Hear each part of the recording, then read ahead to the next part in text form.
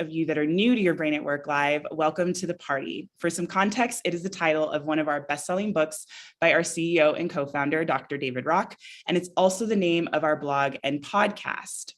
We are recording today's session, so if you're interested on a replay, be on the lookout for an email later today. That's going to include a survey for feedback, as well as a number of resources that are aligned to today's conversation. Now, as far as sharing slides, we reserve that for our current clients and corporate members only. However, if you're interested in becoming one, let us know in the chat.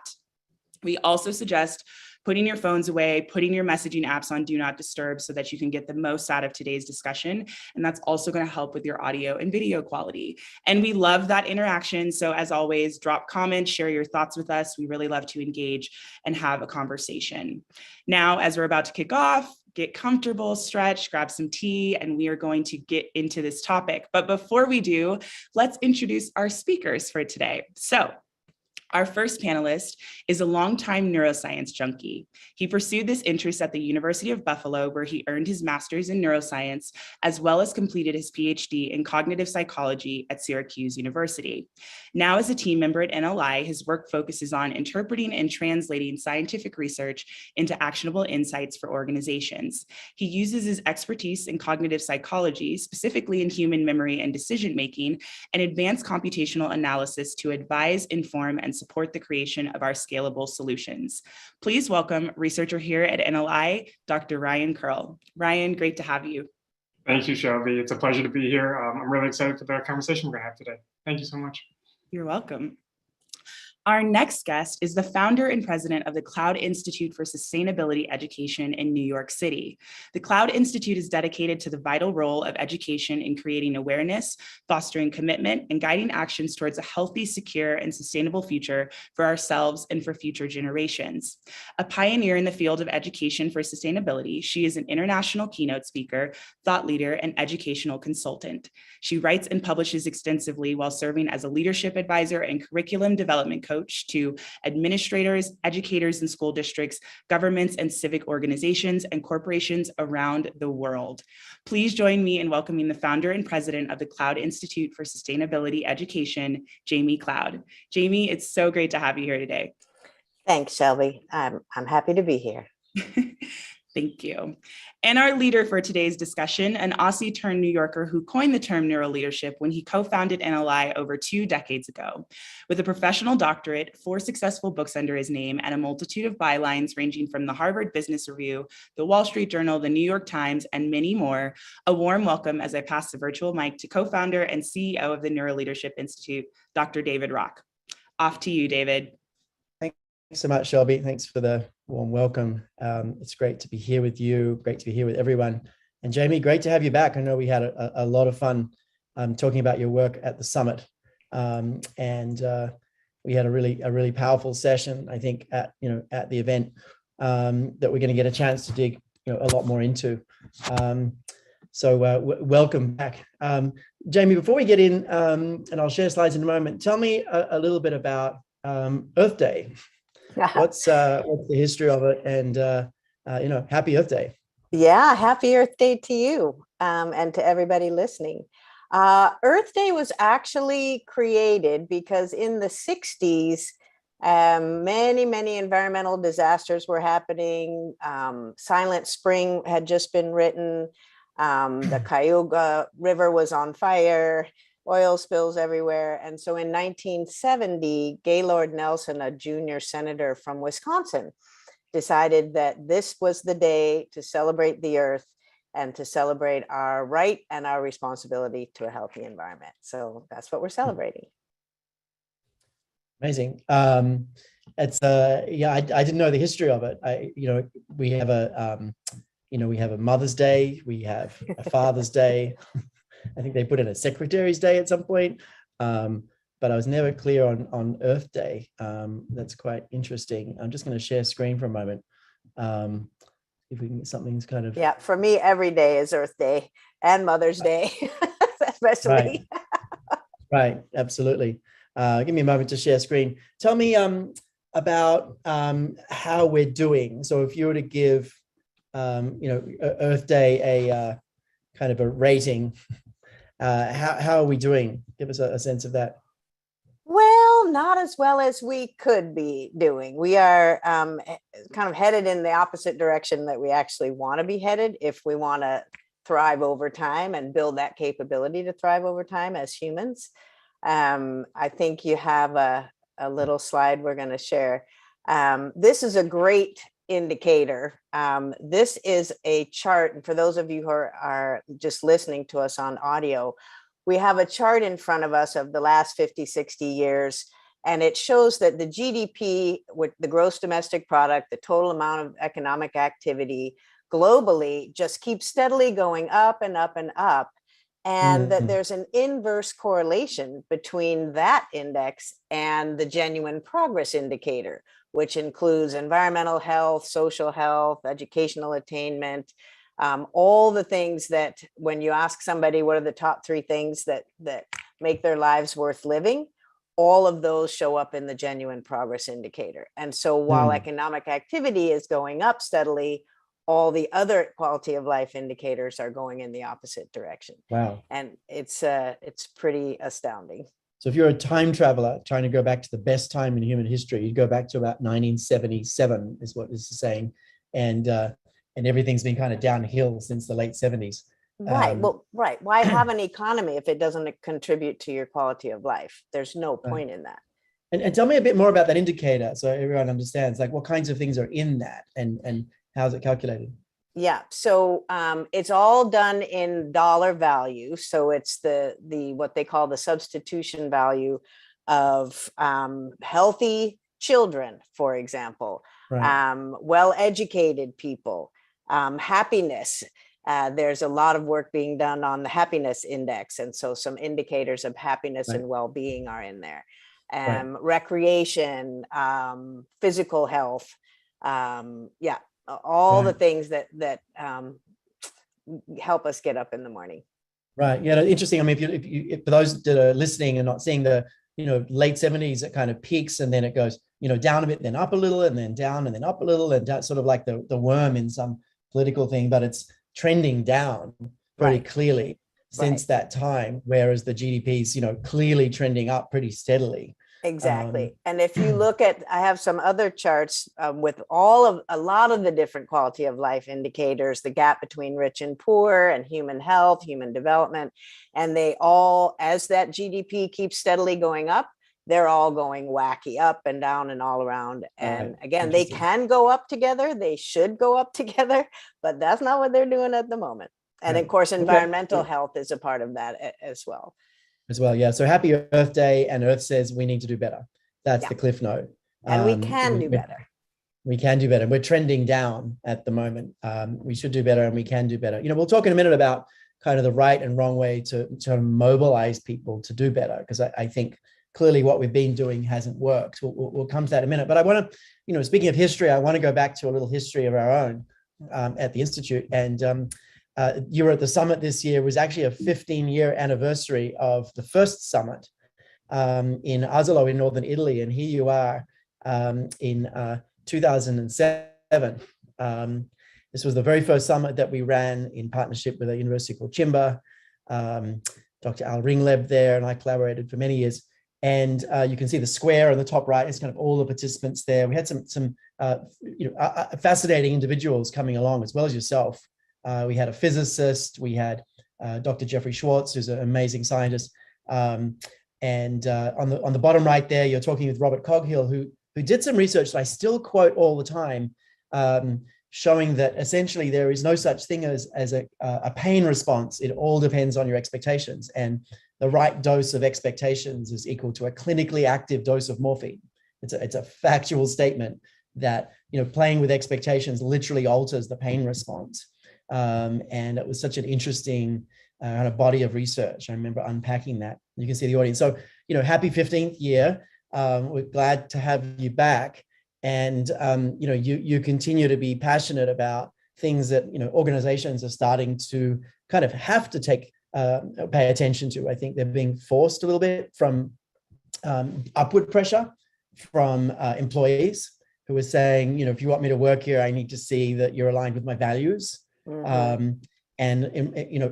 Obviously it's an incredibly difficult time to hire people, and people are voting with their feet more than ever. based on company values. So I think there's some really interesting upward pressure, and there's also increasing downward pressure. It's been a record year for investment in what you might think of as ethical investment or sustainable investment. So from the investment community, it's been a huge breakout year in the last couple of years, really, around that. So we're seeing, upward and downward pressure, and it's almost like 20 years later, finally, people are paying attention to things that you've been talking about for a very long time. So tell us a little bit about your institute, the Cloud Institute. Kind of what do you do, and give us the sort of minute or two version of that would be helpful for context for people.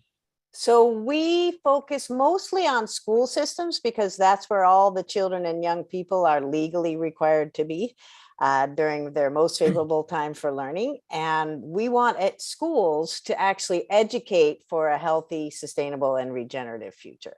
And in fact, all systems are perfectly designed to get the results they get. And this current situation of unsustainability is not the work of ignorant people. It's the work of extremely well-educated people, many of whom have advanced degrees. So we would argue that it is not a lack of education, but the education itself that has unintentionally given us the mindsets for an unsustainable future. And so we want to change that because all the children are there, and we think that young people are the secret sauce to making the shift toward a sustainable and regenerative education. So that turns into professional learning, curriculum design, leadership development, organizational change, and creating partnerships with the communities in which the schools and districts reside, because schools and communities learning and working together for the future we want is our unit of change. You're teaching teachers to teach kids about sustainable practices and changing mindsets. How many teachers have you taught in your career so far? What's your best guess?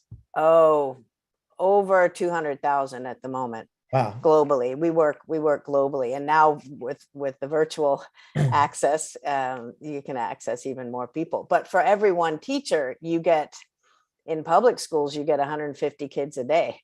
So that's a lot of young people. 200,000 teachers. Well, thank you for the important work that you're doing out there that is, finally starting to get recognized. So I appreciate your hard work out there. Let's shift gears a little bit. I want to talk about a framework that we started discussing in the last few years. And, at NLI, we have this habit of kind of noticing something interesting and kind of doing a little bit of work on it, and then maybe presenting at a summit and then coming back and more research. And, we take time with things. We just released work on empathy that was over 3 years research. And this is something we've been talking about for more than 2 years internally. And it actually came from one conversation at the time with Dean Carter, who's the head of people at Patagonia. And he was telling us about kind of this whole way that they were thinking about everything at Patagonia. We did an interview with him, we did a podcast with him, and it just hugely got my attention because this concept just changes your schemas in such a profound way. You kind of, it literally changes how you see the world in relation to not just your people practices. In fact, we're making the leap to people practices. It really changes how you see the world in every way, but it kind of needs to be applied to people practices. And the concept is very simple, is that as humans, in dealing with any kind of system, whether it's a company or a farm or a city or a building or a mine or any kind of complex system, there are 4 ways that we can conceptualize how we interact with that. One of those is to essentially exploit the system, and exploitive means you basically don't care about the impact you have. You're just trying to get everything possible out of it, right? And there are still some countries that have exploitative practices to do with mining or agriculture, and people get killed and it's awful, right? So exploitative is you don't care at all. A lot of industry has and sort of systems overall land at the next one up, which is depletive, which is sort of the really bad things have been regulated out. You can't harm people anymore, but essentially whatever system you're interacting with is worse off every year. Whether it's a mine and every year it's sort of more degraded, or a farm, every year the soil is worse. So you're not exploiting it, but you're depleting it. And most of our systems are in that place, including a lot of talent systems, people systems, HR systems. It's like, human resources versus, something else. So the next one up is where a lot of people kind of land, which is sustainable practices, right? And it makes a lot of sense. It's really helpful to go from depletive to sustainable. Sustainable means, neutralizing. And you're neutralizing the impacts. But there's something further than that. This is kind of what Dean got us really excited by. And of course, you've been talking about this for decades, and others have been talking about it for decades. But at NLI, we got excited about it. And it's this concept of regenerative practices. And if you sort of take it to, say, a farm, right? Exploitative is just, to get everything you can out. Depletive gets worse every year. Sustainable is you kind of neutralize the effect of farming.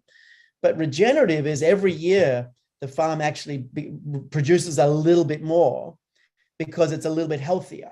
Like the soil is healthier, the overall biome is healthier, your employees are healthier, your finance, it doesn't have to be a huge amount because that wouldn't be sustainable.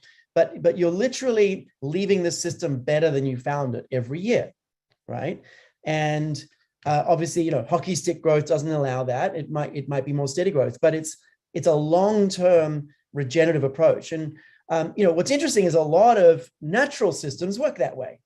A lot of natural systems actually mimic that. The system constantly gets more biodiverse until something comes along. So exploitative, depletive, sustainable, regenerative.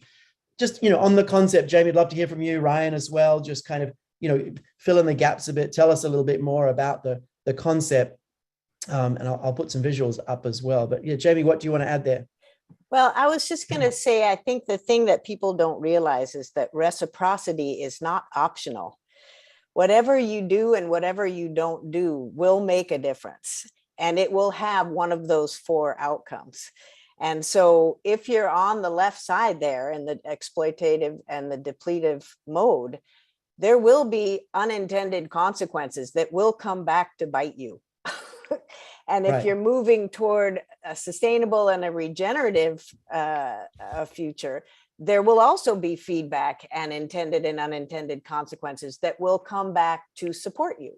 And so for our own good, moving to sustainability and regeneration makes the only sense because of that feedback. And the thing that I've learned from the brain science is sometimes you cannot read the feedback. You can't, if your mental model or the mental map that you're operating with prevents you from seeing the results of your actions. And so you can't take responsibility for those results. And I think that's, and I'm gonna let Ryan take it from there, but that is one of the key things that the brain science has done to help us in educating for this kind of thing. Thanks, Jamie. Ryan, what about you? Yeah, I think one key point, and to tie this framework into the conversation we had about GDP versus GPI, is that we need to be using the right metrics so that we can identify where we are. If you have the wrong impression of GDP, for example, you might be convinced that you're regenerative or sustainable when maybe that's not the case. So I think it's also important to consider, how we're measuring these things as well. Right, because the GDP measures the good, the bad, and the ugly. It's just total amount of activity. It has nothing to do with quality of life. Right, and I read just recently about GDP. If you produce and pollute the environment, GDP increases from the production, but it also increases from the cleaning up of that. Right, so the more mess you make, if you're cleaning it up, your GDP raises. So it is a really biased measure in that way. Yeah. I'll tell you a little story. This kind of anchors on for me. Last August, I finally took a vacation, tried to travel somewhere, of course, immediately caught COVID and was kind of stuck somewhere. It wasn't anywhere awful, it was somewhere nice, except that I couldn't do anything. I had quite a bad hit of it, even though I was vaccinated. But I was like, I can't watch TV, I can't really rest, I sort of couldn't do anything, couldn't go outside, obviously. And the one thing I discovered I could do was actually read. And anytime I go anywhere, I always take books in this distant hope that I'll actually read. But on this trip, I discovered I could actually read. It was the only thing I could do for maybe a couple of hours a day, tops. And I started reading a book I'd been carrying around for over a year, dying to kind of read. And it was called 1,000 Brains by Jeff Hawkins, who wrote a book called On Intelligence. And he actually designed the Palm Pilot and kind of sold that whole business, basically so he could get into neuroscience research. And he set up a whole neuroscience research institute, really hardcore research.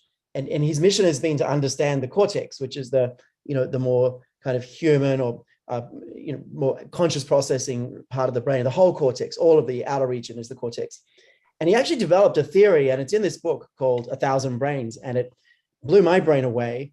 And the core message of it is everything is about schemas.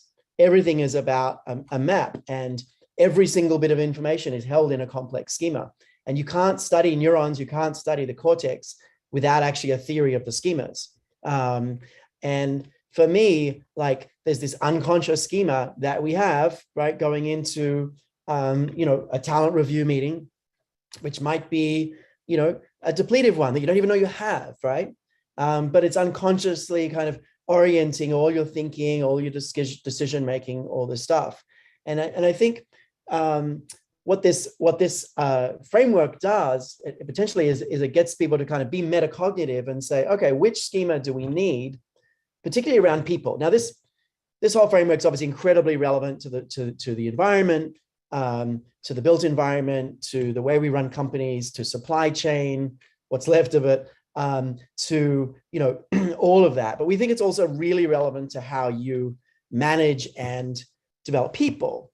And at NLI just this week, I made a big push internally to say, hey, we're really going to do some significant experiments on ourselves at a couple hundred people to understand regenerative practices more. We really want to try a lot of things.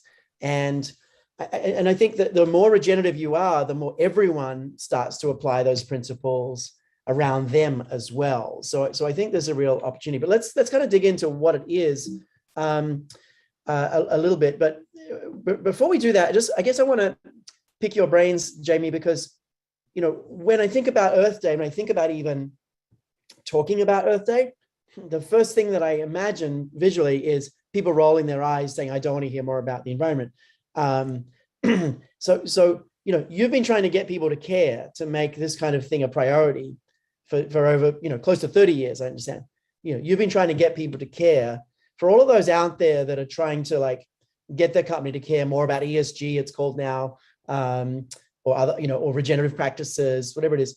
For all those people trying to get their CEO to care, tell us the things they shouldn't do and some of the things that they should do to make this a priority. And then we'll talk a little bit about the habits that we researched and came up with over the last year or so as well. So what should people do and not do around this? In my experience, people associate the word sustainability or earth or the environment with bad news. So right away, you're going to put people in the away state if that's their association they're making. And so what I do, number one, is to figure out, what is it you love? What do you care about? What do you want for your future, for your children's future, your company's future? And then I look to see how we can connect the dots between what they love and what we're calling sustainability and regeneration, because people don't know what they don't know. And so we're teaching about something that even we don't know how to do. So that's a really interesting challenge. And so if you help people to say, well, look, what we can probably agree on is we want a healthy future. So how are we going to get from here to there? The thing, again, back to your notion about schema, people don't realize, they assume it's somebody else causing this unsustainability. Once they understand what it is, they have a very difficult time taking responsibility for the difference they make. Only 29% of the people that I've worked with over many, many years that I've surveyed say that it's the environment that's the entry point to sustainability and regeneration. It's because of the environment. The other 71% have different entry points, and we need to know what those entry points are. Health is a big one. The business case is a huge one. The biggest one is the ethical and moral responsibility to future generations. For some reason, people don't connect the dots between what we're doing, shooting ourselves in the foot and future generations in the foot. They don't connect those dots. They never understood that I meet a lot of educational leaders that didn't realize that humans were actually dependent on the living systems for our lives. They don't understand that environmental health is human health. They don't understand the interdependence. And so helping people understand that we're interdependent on one another, that people are interdependent on one another and on the living systems upon which all life and all production depends. That is not a well understood concept, strangely. And these people have PhDs. And so that's why I say, you know, they obviously didn't learn it in school, and they didn't pick it up anywhere else. And Right. so they need to be able to connect the dots. And so you don't want to associate any of these terms with bad news. You want to associate it with the future we want, with happiness, with health, with well-being, with making more money, with all of the things we like to do, with having fun, with good food. That shifts people, because that's what they really want. Yeah, it's interesting. One of the things that I know we associated with was being able to adapt quickly. You know, the theme of our summit last year was, this year was adapt faster. And I think a system that's really regenerative can deal with external stresses like a storm or a fire, if it's a, you know, if it's land, and actually recover faster, and it can adapt faster to changes because the system's communicating, you know, internally really richly. It's reading feedback really quickly. So I think more regenerative practices means greater resilience, both physical and human resilience. Right. It's even better than resilience, because what you're describing is resilience. Regeneration is leaving the place better than you found it. Resilience is always a good idea because stuff happens, right? But it's not necessarily an aspiration. Regeneration is the aspiration. And figuring out what our unique contribution is as humans is another thing that really works for people. Because we're teaching about something and learning about something we don't know how to do, we actually need everyone's participation. Everyone has a unique contribution to make, a niche, if you will. And so we want to make sure they understand what is yours, what's your contribution, and make it. My graduate students, when they finally realize it's game on and not game over, they say, well, what can we do? And they're all design students. And I say, well, you're designers, design something, do you? You know, what is it you do? So whatever it is people do, they have a contribution to make, and they can start making it. Right. Just go do something. Everyone go do something is a good start. Because, so, you know, because you're having an effect one way or the other, whether you're doing something or not doing something, it has an effect. You're having an effect either way. You know, Erica asked an interesting question earlier, you know, how do you change people's schemas? This is an age-old question. And you know, the way not to do it is to become like a passionate evangelist, which is ironic, because the more you sort of want people to change, the more they sense that you're saying that there's something wrong with how they see the world. They get a status attack, right? Right. The more they feel you trying to change them, they have an autonomy response. They control them, right? So the more kind of you try passionately to, you know, advocate for this, in some ways, the more people pull back. The more you make it bad news, the more people kind of shut down and become, you know, there's all these sort of traps to activating this. And what you're saying is you've got to, you know, kind of connect to things people already care about. And then how do you know, activate this? For me, it's, I mean, this is a central human question people ask all the time. A lot of it's in stories that people kind of don't see coming. You know, they don't see the insight coming. You're not talking to them about it, you know, say environmental context, you know, it's sort of coming tangentially and through a story, and then, they see the schema. Because it's really easy to sort of shut out. As soon as we decide someone's in our out group and has competing goals to us, we just hardly process anything they're saying. So we sort of have to stay on the same side of the table as people, stay in their in group, and then kind of gently share stories that help people see all these different schemas, and they kind of decide for themselves. But let's dig into that. We're sort of starting to get into what are the habits. And we'll dig into this, and we'll hear from Ryan a bit more as well. So firstly, we want to say that to help a company become more regenerative, and that's what we're here to talk about for the next half hour, to help a company become more regenerative, there is a bit of a foundation that's necessary. And this is work we've been doing for a long time. You know, organizational growth mindsets work we've been doing for over a decade. Diversity, equity, inclusion over 7 years. Speaking up has been the last few years. Some of you saw the incredible project that's happened at Boeing around speaking up. That's really worth checking out. Maybe my team can put that webinar in the link. But these three things are really important, because trying to get people to be regenerative that have a fixed mindset, which is the opposite of a growth mindset, obviously is very, very difficult. You want people to be, open-minded is the simplest way to describe it, open to be wrong. Yeah, lifelong learners, interested in experimenting and trying things, open to being wrong, all of that. You also have to have, everyone on board. You can't have these divisions in companies. You need the sense of inclusion, in particular, where everyone feels that they're part of a bigger mission and is pulling together around shared goals. So you also need obviously really diverse perspectives to come at these challenges, right? And then you need people to speak up. Can I just interrupt you for a second? Yeah. When you say you want them to feel like they're a part of it, it's more than a feeling. They are completely interdependent on one another. So they are a part of it, whether they perceive it or not. That's the thing that we want them to understand. Let's dig into it. So these are kind of the foundations. And then we spend a lot of time with Jamie and other experts and our own scientists trying to work out, so if you were to actually teach this to people and break it into kind of habits one at a time, which we love to do, we think that change requires, making something important a priority, right? Then building real habits one at a time, the way habits get built, and then putting in systems that support it all. That's our approach, PHS. So what are the habits? So we came up with 3. We introduced these at the summit. I want to go a little bit deeper into them. The first one we've been kind of talking about, but I'll explain this a little bit, and maybe Ryan can add in. And then maybe Jamie, you can comment kind of as we look at all 3 a bit more as well. So the first one is expand your perspective, and you can kind of hear this in the conversations we've been having, but it's actually quite specific. It's expand your perspective over time.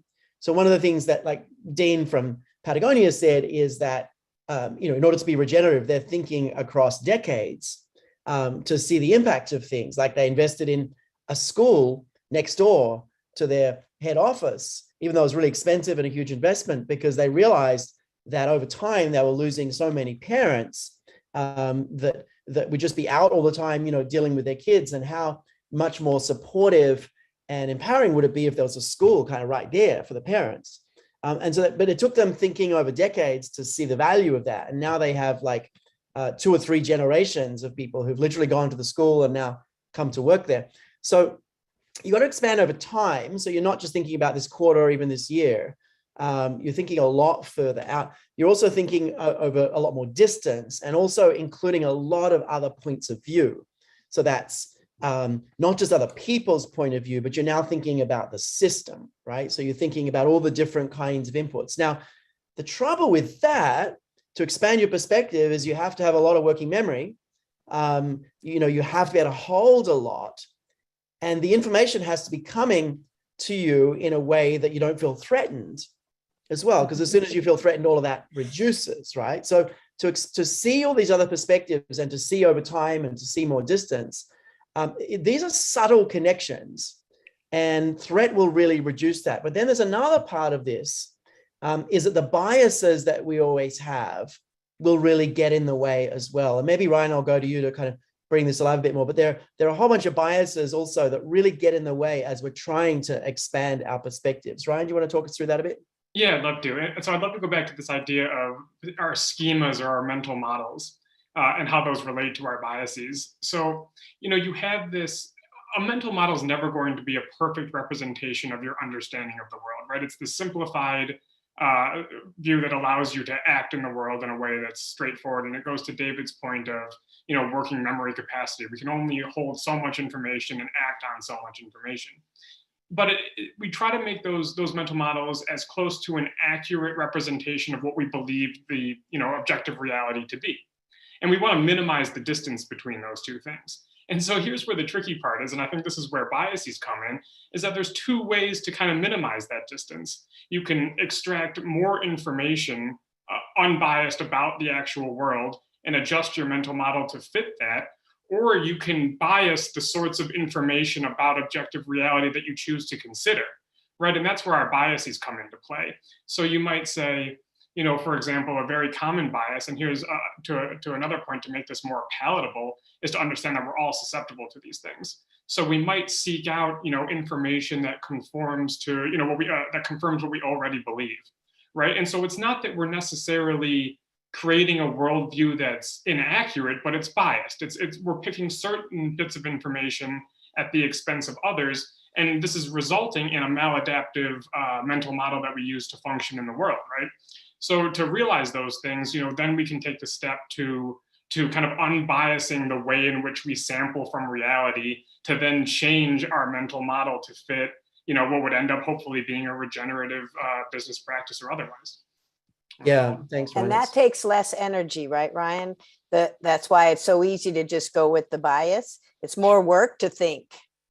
Yeah, is that correct? Right. These biases play off of each other, right? We'll start picking bias samples of information. Oh, I'm finding, information from people who are more similar to me, or that I continue to go back to over and over again. So the information never changes, it never updates, right? So it's easy to get locked into that. I mean, that's a habit in its own right too, right? We can get locked into the habit of extracting information from the same biased sources as well. Yeah, I think the distance bias is the one that sort of takes the least cognitive load to understand here. And essentially distance bias, it's one of the biases in the SEEDS model, so the D and SEED. So distance bias is essentially the way you have a network in the brain for detecting how close something is to you. And based on that, it determines its importance, right? So distance bias is like something that's close to you physically is much, much more important than something that's like a mile away, right? Never mind 10 miles away or across the country. Like, so something across the country, let's say a pandemic in China in February 2020, yeah, it's nothing that's in China, right? That's a distance bias, right? So it's or where your waste goes, or your effect on global warming and climate change. Anytime the feedback's removed in time and space and not casually observable, it's very difficult to it's interesting. It's time. So something tomorrow just doesn't matter to us compared to something today. And something in like 10 years is just, we massively discount its importance to us compared to something now, right? Something, so it's time, it's distance, it's also ownership. So if something's not yours, we discount it, where if it's something you're directly connected to. And so that's probably one of the easiest ones to understand. And what we've got to do to mitigate that is evaluate outcomes and resources as if they were all, here and now.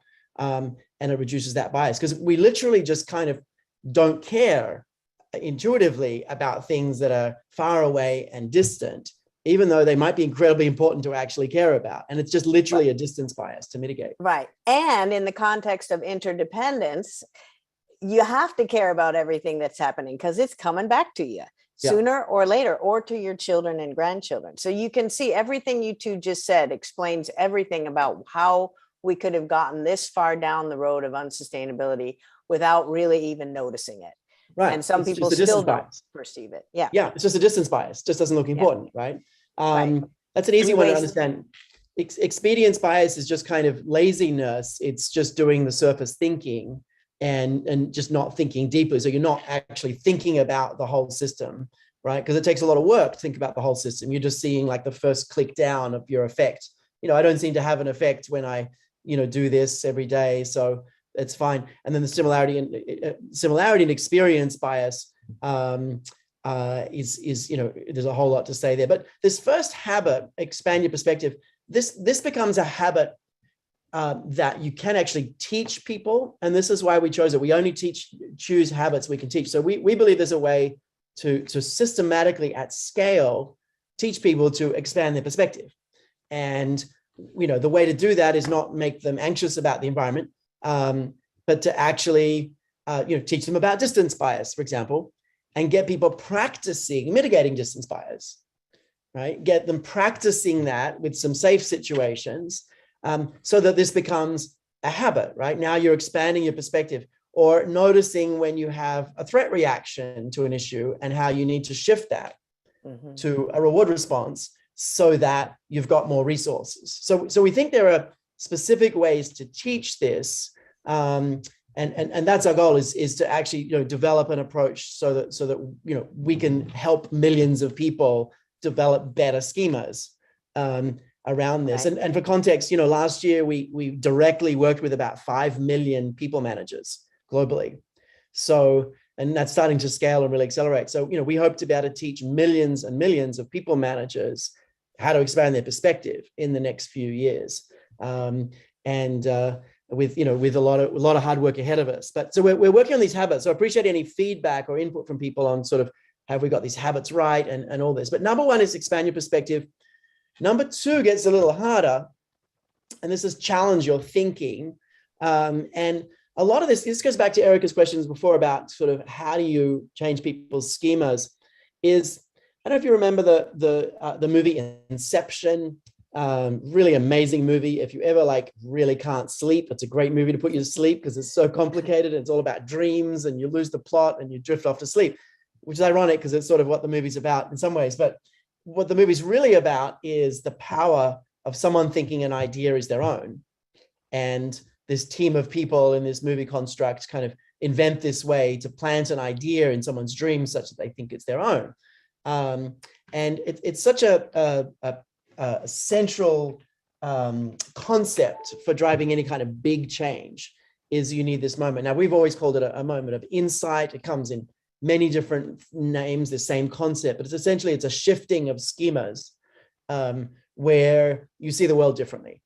And so we need to get better at this moment at scale. We need to teach managers to teach their people how to have these complete changes in mindsets. And it's quite a tricky thing. Jamie, do you want to comment on that? And then Ryan, any thoughts as well? Yeah, I think that, if people just understand that their thinking drives behavior and behavior causes results, and that they should keep their eye on those results, see if they're what they intended. And then if not, circle back and say, okay, I need to change my thinking. Danella Meadows, who used to run the Sustainability Institute in Vermont, she wrote a piece called The 12 Places to Intervene in a System, and all the different places to make change in a complex system. And she said the most two upstream places were metacognition, thinking about your thinking, and then thinking itself. That those were the two places to intervene if you want systemic change. And you can understand, because if thinking drives behavior and behavior causes results, if you don't like the results, the quickest way to make change is to change your thinking. But that requires that people attribute the results to something they did or didn't do, and to a way of thinking that they have or don't have. And that's the tricky part. Yeah. So you've got to start with, literally open up your mind and then be open to challenging yourself for kind of how you see the world. Right. And take responsibility for the difference you make. Yeah. And whether you intended it or not. Right. Well, that's part of challenging thinking. I think, to someone's point in the chat, doing that at a time where our locus of focus has shrunk because of COVID and, now other challenges in the world, like our ability to think longer term and over more distance has actually kind of shrunk a bit. So we need to push back against that. I know there were times in the last 2 years, I could think a week ahead at the most. I'm sure many of you had that. And then, it's been delightful lately to be able to plan a month ahead. And then a great reminder that none of those plans have ever worked. Every time I plan a month ahead for the last 6 months, nothing has actually worked. So really right now we're a few weeks ahead, or in my world, I can plan a few weeks ahead at the most. I think, how do you challenge people's thinking or get folks to be open to challenging their thinking when, this world is going on? Habit one is sort of a setup to it, and habit two is the real work. Ryan, can we hear from you a little more on this habit as well? Yeah, so it reminds me, as we talked about in habit one, that we're kind of wired towards these biases to some degree, and it might take some executive control to overcome these things, but we're also wired to continue doing the things we're rewarded for. So once we break through this one barrier, we can rely on our wiring to continue along these more adaptive habits as well, right? To challenge our thinking and to realize, the gains we make from these insights as well. I think that's really a valuable tool too. So, you break through that wall, and the same wiring that we broke through at one point, I think helps us, get to where we want to be. So we're not pushing back against our nature, I guess is the point I'm trying to make. And Ryan, a question for you, how is this one, expand your perspective, different to challenge your thinking? I mean, there's some similarities obviously, but how do you see these as different? You worked on this team putting these together. Tell us more about kind of the difference. Yeah, so I think once when you expand your perspective, you're you're setting in, and I think the best way to do that, or one of the best ways, is to come up with protocols that allow you to access diverse perspectives, right? So that you're actually become aware of them. But the next step there, so now you have all of these, partially connected or maybe unconnected ideas where you need to see what insights come from that, right? So that's really challenge your thinking, is like, how can I connect these ideas? What comes out of this? What's the product here? What, what ideas aren't leading us on the right path? What's leading us to this maladaptive mental model that I'm over valuing certain bits of information, like, temporary bottom line, short term over the long term, right? What do I need to get rid of? To then challenge my thinking and to move on to this regenerative. Okay, let's move on. Just speaking of timing, I want to move on to the third one, and then we can kind of talk about them all. Jamie, give us a sec. We'll kind of bring this one together, and then we'll have time to chat more and take some questions. So this third habit, if you're starting with kind of opening up and then having insights, and then this third one's really important. And I think, Jamie, you've been kind of wanting to bring this one forward in your conversation, that you then have to commit to action. And, bear in mind, these are habits, just to remind you of this context, these are habits that we think are teachable and scalable around regenerative practices. So the context is, regenerative practices. But, once you kind of open your mind and then challenge your thinking, then you actually got to commit to action. And, here we come back to our if-then plans, which is just a simple tactical way of radically increasing the likelihood of action. We know it's 200 to 400% more likely if people actually do this. So let me put the model up, then we can have a conversation about it. Expand your perspective, challenge your thinking, commit to action. Jamie, what do you see as you see this fresh, a couple of months later? What are your perspectives? Yeah, so just a couple of quick things. One, on the challenge your thinking, I think one thing in school, they help develop the fixed mindset. So that's a problem.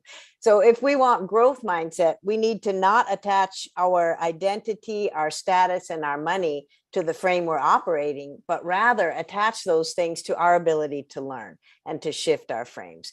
Because if we do it that way, then lifelong learning becomes the cool thing to do, not to be stuck in your frame and hang on to it. And then in terms of committing to action, it's action, yes, but everything we do and everything we don't do already makes a difference. So we're acting all the time. So it's committing to be intentional about the actions we take, and then read the feedback to see how close or far we are from our intention, and then take responsibility for that and self-correct. So it's a whole feedback loop that we're asking people to do, is to take responsibility for the difference you make, because they're already acting. And so the idea is really to be intentional about what they're doing, and is it getting us the results that we want for future generations, or even for our own company. I mean, it reminds me a bit of the big movement of thinking that happened in the DEI space the last couple of years, that if you're not actively addressing and systemic issues of inequity and racism, then you're perpetuating them. You've got to actually be anti-racist, I think was the concept. So it's similar. These systems of these depletive systems are everywhere, and you're either supporting and enabling those depletive systems, or you're being some type of change. And I think the difficult thing is getting people to see that even a small step that they make is valuable, because I think people get into the mindset of like, it's hopeless, what can I do, or or science might save this and fix it, I don't really need to do anything. And that's where storytelling comes in handy, because you I think have taught me that you can't just unwire, but you can rewire to something better. So if you have the bummer mental model where things are just the way they are and there's nothing we can do about it, the opposite, or the antidote to that, is it's possible. Best strategy to get somebody from it's not possible to it is possible: storytelling. Very friendly, very non-threatening, because if you tell somebody 3 stories of where it's already happening, it creates that cognitive dissonance, and they can't be both. Nice. Yeah, I kind of picture, I was having an image in the last minute of like 1,000 stories of small changes, like 1,000 small changes, right? Of 1,000 different people who are doing something in their power that actually has a really positive effect. Huge effect. Small changes for the greatest effect. Yeah, 1,000 small changes, and be able to see those stories, be able to see them by category and see those stories, so we can really kind of see the stories and get engaged and involved in those, because the way positive change happens is we tend to see it, as opposed to be talked into it. Ryan, what do you want to say there? I just wanted to talk a little bit more about commit to action. I think we could give, an entire solution based on really how to do that properly. There's so much there. Like the if-then plan, is such an incredibly useful tool. And I think it comes off at first glance as this sort of, fair enough, easy to use, let's do it. But there's so much complexity there. We talk about what situations in our environment, what ifs result in what thens, but that's not just behavior. That's emotional responses, right? That's mentality. If we go back to a growth mindset for a bit, you might want to learn from others, for example, as a key useful target. But at first, you might need to, acknowledge when you acknowledge that someone else is really good at something, you might need to have an if-then plan to kind of break down envy and turn it into admiration that you can learn from, right? So you might need to switch your mindset before you even switch your behavior, and you can use if-then plans to do that. And that's why I love this graphic, how they're all connected, because the if-then plans can help you to expand your perspective, can help you to expand your thinking, and help you act as well. I think that's critical. They're iterative. That way. Yeah, no, fantastic. So folks on the line, we've got a few minutes for questions. We'll wrap up in about 5 minutes, just under. So any other questions coming in the chat, you can put them in either in the Q&A or the chat. We'll take a look at those and see kind of what we want to dig into. But the hypothesis we have is that there is a way to shift people to more regenerative practices. And part of it, obviously, is the amazing work Jamie's doing with over 200,000 teachers. And please keep doing that. We hope your organization is regenerative, and that you can continue to do that for your organization, and continue to do that for 100 years, we hope. But I also think that doing this in organizations as well, with the people who make the decisions, is just coming at it from the other side. And I think there is an opportunity with the pressure coming upward, particularly with the kind of the great transitions that are happening, people leaving companies for all sorts of reasons, and the ESG pressure coming down. I think there's a real opportunity right now to kind of get organizations on board with this. It's probably a more ripe environment than ever before, and we'll see what happens this year if that goes kind of one way or another. But I think we have a good opportunity this year. One thing that we're doing, just to say, but before we get into the questions, at NLI, we've developed what we call a research briefing on this question on regenerative practices, and we're delivering those to executive teams who want to understand like the right and wrong ways to go about that. So if you're from an organization interested in a briefing, just put regenerative briefing in the chat. Someone will follow up with you in the next little while. Just put regenerative briefing. We can come in and brief your leaders on those practices. Let's go back to you, Ryan and Jamie. Any questions that you want to address in the chat coming up? What's coming up for you there? Let's see. Somebody throw out a question. Let's see. There's a couple in the Q&A as well. Oh, how to reveal the schemas that we're working from. Curious how to address those inherent biases. That's a great one. So we've spent quite a lot of time actually unpacking mental models and schema that people use to drive their behavior. Sometimes we name them, we give them icons, and then we want to learn to recognize them in ourselves and others. And so you can start to ask yourself, well, what do people say? What are the kinds of things people say when they have that kind of mental model or that kind? And it's a lot of fun. And then you can just start naming them. That's the Titanic. It's an assumption of scarcity, or that's the bummer. It's not possible. Or I have to maximize gains for myself without realizing that self is nested inside the community and so forth. So you can begin to, and there's lots of literature out there on the ones that we've discovered already, but I would name them and then identify the opposites, and then use those brain-based strategies to figure out how to help people literally open their minds so they can see things that they couldn't see from the limited schema they were operating with. Jamie, what are the most common ones? I know that like you've run a thing called the fish game for a long, long time, which kind of gives people a chance to interact with the system. What are the most common it's amazing. Amazing. 27 years, I get exactly the same mental models of unsustainability. Exactly the same. So the Titanic is one of them. So it's an assumption of we call it an assumption of scarcity. You know, if you're on the Titanic, you might as well go first class. That's why we call it that. So people will hoard or take more than their share, or they are unable to think because they assume that there's not enough to go around. So they get while the getting's good.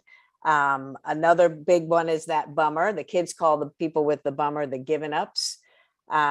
There's one that people that they don't think they have, but it's the anthropocentric, if you will. I know it's a lot of syllables, but they're very people oriented. And so in the fish game, we give people the carrying capacity and the replenishment rate, and they have all the data they need from nature to make it work. And they don't pay any attention to it. They just look for what is he going to do? What's she going to do? They don't, nature is not even on their radar. Right. And so that's a big one. Yeah, interesting. I know we're going to wrap up in a minute. Ryan, any closing comments as you see this framework? What's coming up for you as as a scientist and researcher? How optimistic are you that we can teach this to people and that we can make a difference to millions of people? I'm incredibly optimistic. I mean, I think it's exactly the right time. People are ready for, I think, this sort of framework. I think they're open to it. And I think, building on the work Jamie's been doing for such a long time as well, and having great success too. It's when you're hit with such a catastrophe as we've been in recently, like, I think, people are looking for some serious change that will actually make things better. And we'll do our best to make that happen. Thanks. A regenerative principle is that disturbances create the next cycle of life. No, that's nice. And I think, we've been talking for the last 2 summits about when a lot of change is going on, that's the time to do other big things. And so people are kind of open to big things right now. We should wrap up there. I know we've got a couple of announcements. Please stay with us for another 1 minute at least. We want to get a poll from you to sort of know how to support you and how to follow up. Jamie, thanks so much for being a guest today, continuing this conversation. We look forward to continuing the collaboration and dialogue. And Ryan, thanks for your great insights and your hard work in the research team that I know we've been growing lately as well. We've been getting back to expanding our research team and hiring more broadly. So Jamie and Ryan, feel free to jump off. I'm going to jump off. Thanks very much, everyone, for being here. And a couple of quick announcements, but please take care of yourselves, look after each other, and keep doing what matters. Back to you, Shelby. Bye-bye. Yeah, wonderful. Thank you so much for today's discussion. It was super insightful. As David mentioned, please take a look and let us know how NLI can help you in the future. That poll will stay up for a few more moments. We also just want to thank you, as always, for attending today, staying engaged, sharing your thoughts and questions with us. If you are willing, we have a feedback survey that we'd love to have your feedback on. That link should be coming in. Insider exchange. So specifically for our senior executives, if you enjoy your Brain at Work Live and you think that you would be interested in this program, we invite you to join this community where you can get first looks at research, roundtable discussions with leading executives and researchers, and help us craft new innovations here at NLI. So to apply, that link will be available as well. And we are having a product demo next week. So if you are interested in Include, it will be next week on Wednesday, April 27th at 12 p.m. Eastern time. So keep an eye out for that. We're also hiring. If you're interested in joining our team and working with us, visit neuroleadership.com/careers to learn more about our open positions. And Summit 2023, as always, we're just going to keep reminding you, make sure that you have that on your radar. We're really excited for what's coming. For our podcast, if you enjoyed today's session and you'd like to listen back or share it with someone else, it will be available on our platform, Your Brain at Work, wherever you stream your podcasts from. And this is officially where we say farewell. So thank you so much for joining us today. We'll be back here same time next week, and have a wonderful weekend. We'll keep the chat open for a little bit so you can share, and have a wonderful Friday.